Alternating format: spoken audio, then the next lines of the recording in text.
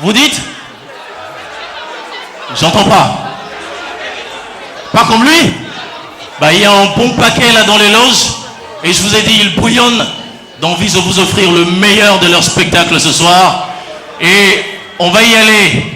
Parce que celui que je m'en vais vous présenter également, c'est quelqu'un qui est là depuis le premier rendez-vous des caravanes de l'humour.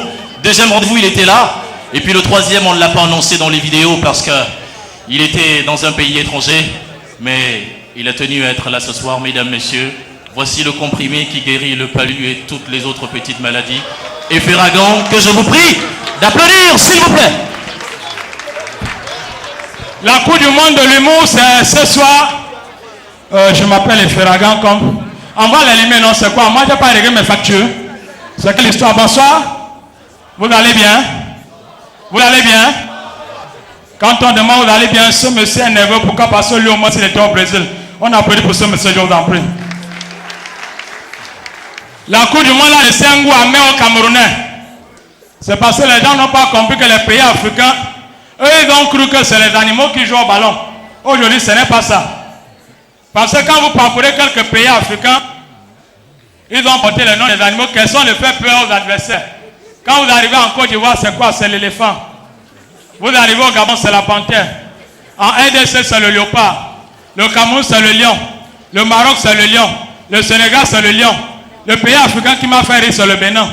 Ils ont pris l'écureuil. C'est pour faire peur à qui? Parce que l'écureuil, dès que tu tapes le pied au sol, l'écureuil se cherche. La Coupe du monde, ça n'a pas été facile. Bon, c'est parce que nos footballeurs camerounais n'ont pas aussi compris qu'il y a une histoire de coiffure pour pratiquer un sport. C'est pas pour rien que le père Manu Dibango, depuis l'âge de 17 ans, il a gardé la même coiffure. Le doyen. Bon, l'histoire de coiffure a commencé au niveau d'Eric Ndiamba, que vous avez connu. Il était à Manchester. Quand il se dressait comme une femme, il jouait à l'équipe nationale et il était titulaire à Manchester. Quand le gars s'est coiffé, on l'a chassé à l'équipe nationale. À Manchester, c'était pareil. Regardez de regarder ce que Ndiamba avait fait. Quand il avait ce rasta noir, il était capitaine. Quand il a teinté ça en jaune, on a arraché le brassard. Samuel Eto'o, comme il n'est pas intelligent, au lieu de voir ce qui s'est passé avec Rigobert Song, lui il a préféré porter la coiffure d'un cadavre. Nelson Mandela. Quand il a mis la Nelson Mandela, il a joué un seul match. Les autres matchs c'était au banc de touche. Même si ça vous énerve à presser pour nos lions. J'ai regardé la télé l'autre jour, j'ai vu le taux de réussite au BPC. 50,19%. J'ai dit le BPC, c'est sûr que je donne ça cadeau. Parce que l'année où moi j'ai fait le BPC, j'avais un ami qui était tricheur. Ce garçon était tricheur. C'est-à-dire, lui, il avait sa stratégie pour tricher.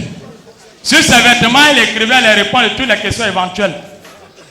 Il les met s'habiller en blanc. Il mettait tout à l'intérieur de ses habits. Et quand on posait la question, le gars avait une stratégie pour tricher, il se tapote comme ça là. Après, il regarde la réponse, il balance la réponse tranquillement. Mais l'année où nous sommes allés faire le BPC, on nous a posé une question très simple. Donner la population du Cameroun. Est-ce que c'est une question qui peut dépasser les 3e? Mais comme le gars avait une stratégie pour tricher, il écrivait tout sur sa tenue. Mais malheureusement, ce jour-là, son papa l'a acheté une nouvelle tenue pour exceptionnellement composer le BPC.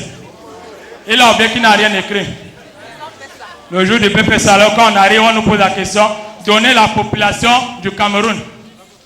Quand le gars a regardé à gauche, il a regardé à droite, il n'a rien vu. Il a tout en place sa stratégie, il a attrapé le code 7, voilà. Quand il a regardé le col, le gars dit 100% coton.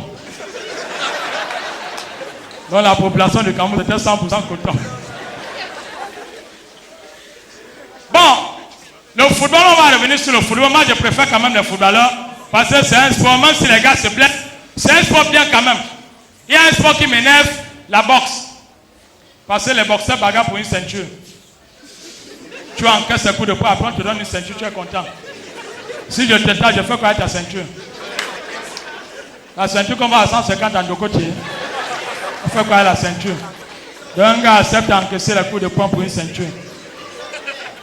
Moi je suis allé au village dernièrement, j'ai regardé un téléphone portable à mon vieux. à mon papa. Son premier coup de fil, c'est comme si c'était la guerre.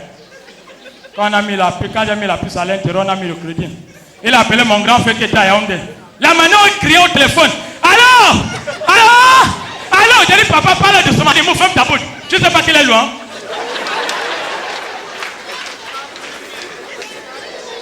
C'est pas facile.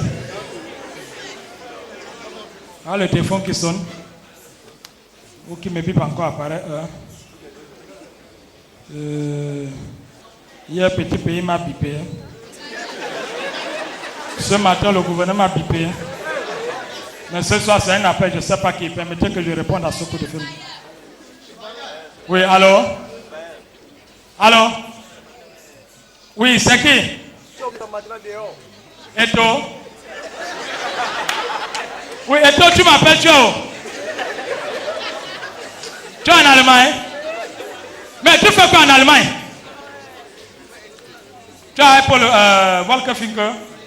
Mais tu fais qu'avec le salopard là. C'est le seul coach que le Cameroun a pu garder après la débat brésilienne. Tous les gars qui sont rentrés au premier, on a chassé le coach. Parce que c'est un baganté. Il est baganté, moi je ne savais pas. Ah, Wolkefinger, Tchunga, Yanke, c'est un nom baganté, c'est un nom baganté. On m'a dit qu'il parle français, c'est vrai? Passe sur le téléphone alors. Ouais, coach. Bonsoir. Ouais, tu vas bien? On m'a dit que tu es le locataire de Rigobert-Song. Donc, on est allé dormir à l'hôtel pour dépenser. Toi, tu es dû en matière d'argent. On parle de Bamléki là, c'est pas le mensonge. Hein? Bon, mais pourquoi tu n'as pas employé ma stratégie que je t'ai donnée pour qu'on gagne la Coupe du Monde? Oui, j'ai donné une stratégie à Paul Oguet pour qu'on gagne la Coupe du Monde sud-africaine. Il ne m'a pas écouté, il n'a pas mis le conseil en pratique. Si tu avais dit quand je t'avais demandé le Cameroun gagne la Coupe du Monde. Oui, parce que les Brésiliens, tu vois les Brésiliens gâter leur équipe nationale à partir du moment où ils ont mis le A sur ça. Un bon Brésilien qui joue au ballon, son nom se termine par O. Donc pourquoi ils ont 5 Coupes du Monde? Quand tu écoutes même le nom, c'est O à la fin.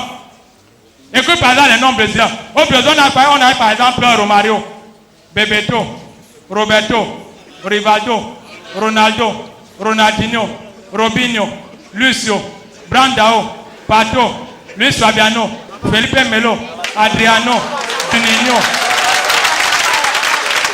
Oui, non, si tu faisais la même chose au Cameroun, écoute-moi, tu faisais la même chose au Cameroun, on gagne la Coupe du Monde. Parce qu'au Cameroun, si tu sélectionnais par exemple un gars comme Thomas Nkono, Jacques Songo, Bill Tato, Stéphane Tato, Bedimo, Choupo, Ngemo, Webo, Asso Ekoto, toi-même Eto.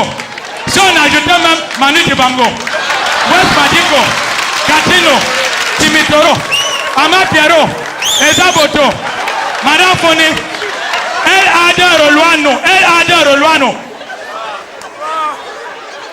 Qui Mendoza? Si on enlevait Zé, il restait Mendo. S'il portait le show, les blancs n'allaient pas fuir. Si on applaudit parce qu'on n'est pas gentil.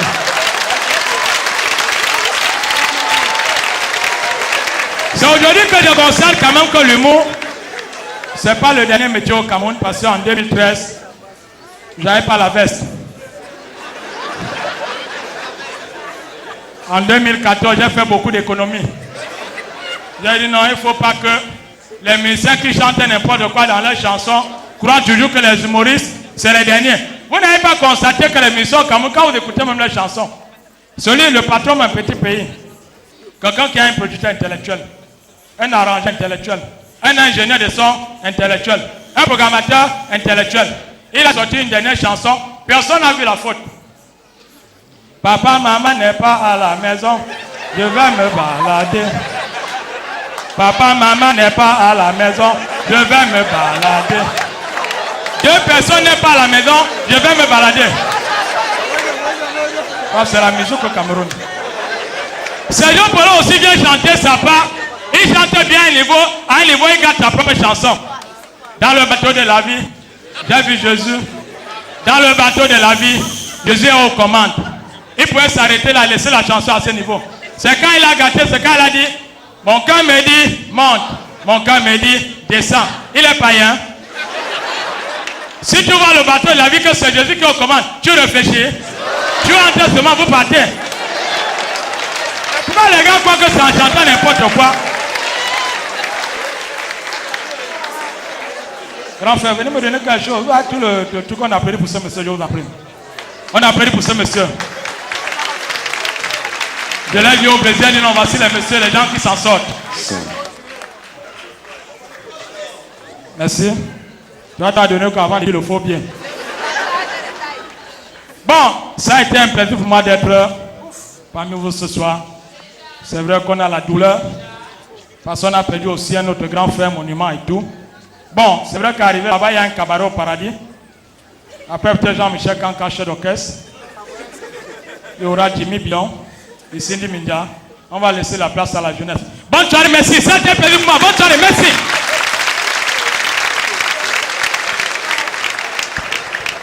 Et Feralgan, vous savez, aujourd'hui, on a compris que les humoristes